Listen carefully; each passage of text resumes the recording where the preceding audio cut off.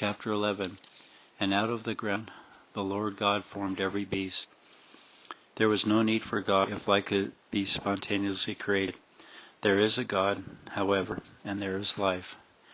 The primary purpose of this chapter is to discuss the life forms that are believed to be the beginning of creation: bacteria, blue-green algae, prokaryotes, and hominidae. The first living things are the prokaryotes. The oldest fossils discovered are to be the remains of prokaryotic cells.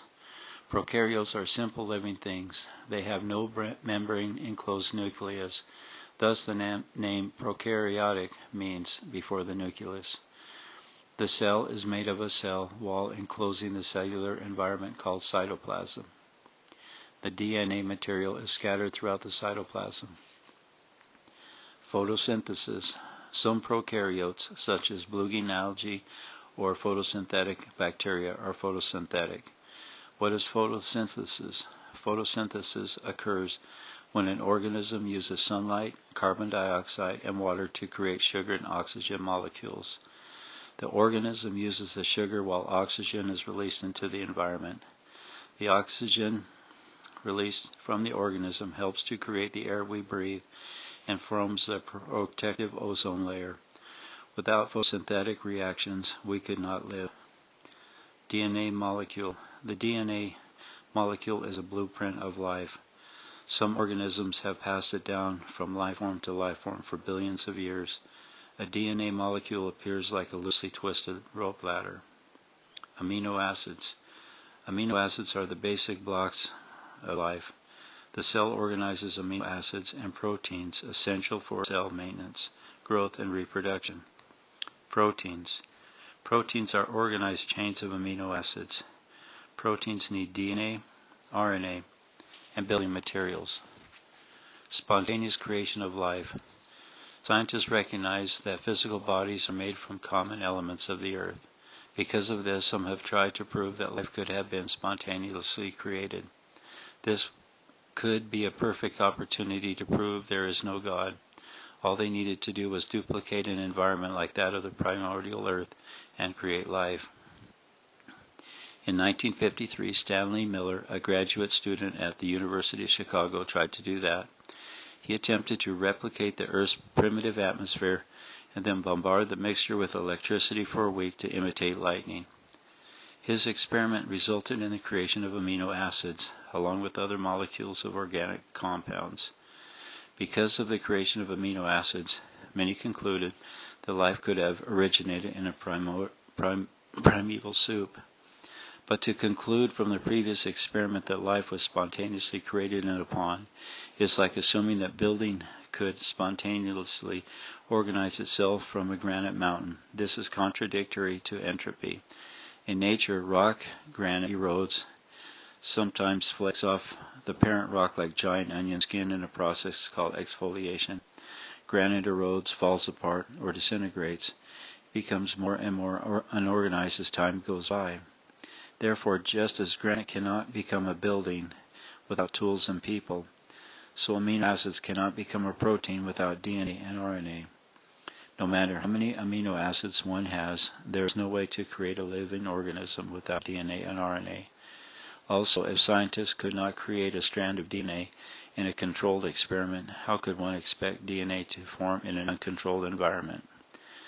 No DNA, no organized amino acids forming into life. God brought life to this planet. So if life cannot be spontaneously created, how did it originate on this planet? Remember, life comes from life. Life comes from God. God, the gods, must have brought it here. Brigham Young taught, shall I say the seeds of vegetables were planted here by the characters that framed and built this world? That the seeds of every plant composing the vegetable kingdom were brought here from another world? While that is his opinion, I happen to agree with him. Even Charles Darwin acknowledged God's presence in the creation. He wrote the following in the conclusion of his work, The Origin of the Species. There is grandeur in this view of life, with its several powers, having been originally breathed by the Creator into a few forms or into one. What need would there be to create life on each planet when millions of planets are out there having living creatures that could be transplanted from one planet to another. When this planet was ready to receive life, the gods started bringing living organisms here and placing them into their appropriate environments. Each organism reproduced after its own kind to fulfill its creation's purpose, and as some organisms became extinct, the gods brought others here as needed. The sequence of life, Proterozoic era, from 3,500 million to 600 million years ago. Life left a record, and its sequence is written in the Book of Life. In the beginning, the surface of the earth was bombarded by lethal ultraviolet rays. There was no protective ozone layer to help shield life from the sun's radiation. Life needed a protective barrier, so it had to originate in the seas. The earliest known evidence of life is those fossils that resemble prokaryotic cells and are dated at 3.5 billion years old. This means about 3.5 billion years ago, the gods placed a variety of primitive anaerobic bacteria that don't need or like oxygen, into every environmental niche they could fill. Possibly among the array of organisms placed here were oxygen-producing photosynthetic bacteria and blue-green algae. Then at about 1.5 billion years ago, eukaryotic cells whose DNA material is encased within the nucleus, were brought here. For the first 3 billion years, the Earth was dominated by organisms whose function it was to create products that would enable future life to function, especially products like oxygen. Paleozoic era from 600 million to 200 million years ago. Life was simple until the Cambrian explosion. This was not an explosion from an asteroid or a comet, but an explosion of life. Suddenly a great diversity of life appeared in the shallow seas all over this planet. It was not a slow change from simple to complex organisms like Darwinians propose. Life should have been more similar than dissimilar back then, but it wasn't. Paleontologist Stephen Jay Gould observed in his work Wonderful Life, The Burgess Shale, and the Nature of History. The Cambrian explosion is a tolerably ancient event, but the Earth is 4.5 billion years old. So multicellular life of modern design occupies little more than 10% of earthly time. This chronology poses the two classic puzzles of the Cambrian explosion, enigmas that obsessed Darwin, and remain central riddles of life's history. 1. Why did multicellular life appear so late? And 2. And why do these anatomically complex creatures have no direct, simpler precursors in the fossil record of the Precambrian times? The earth was ready to receive a variety of life, and the gods brought the variety here. And as the environment changed and caused some organisms to die out, the gods brought others here that were more suited for the environment. When the environment was ready, the gods brought plants that could exist on land or in tidal pools. These life forms must have come from other planets.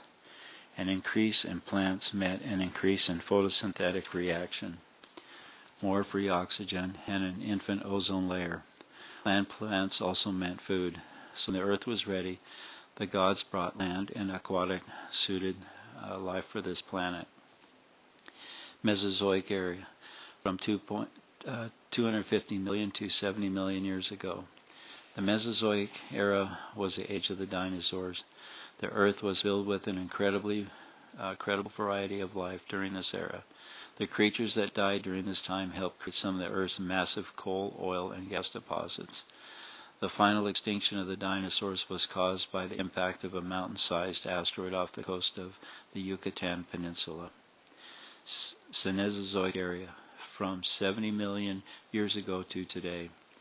The Cenozoic area is the age of mammals. Because of the extinction of the dinosaurs and other numberless life forms about 65 million years ago, the planet had to be repopulated. Then about 3.5 million years ago, the gods placed the Hominidae on this planet. The Hominidae were intelligent. They needed bodies to meet the demands of their environment and the needs of their intelligence.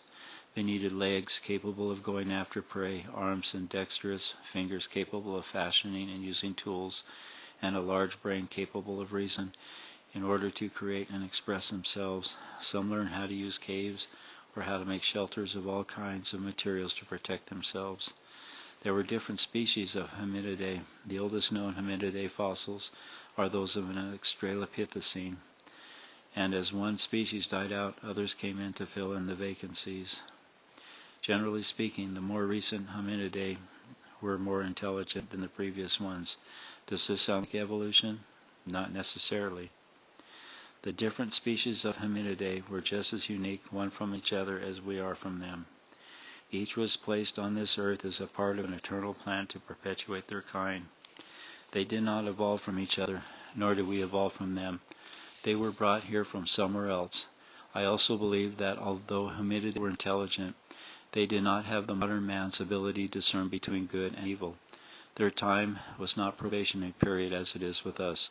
They were incapable of sin. They were as little children, capable of imagination and creation, yet innocent, even from the beginning.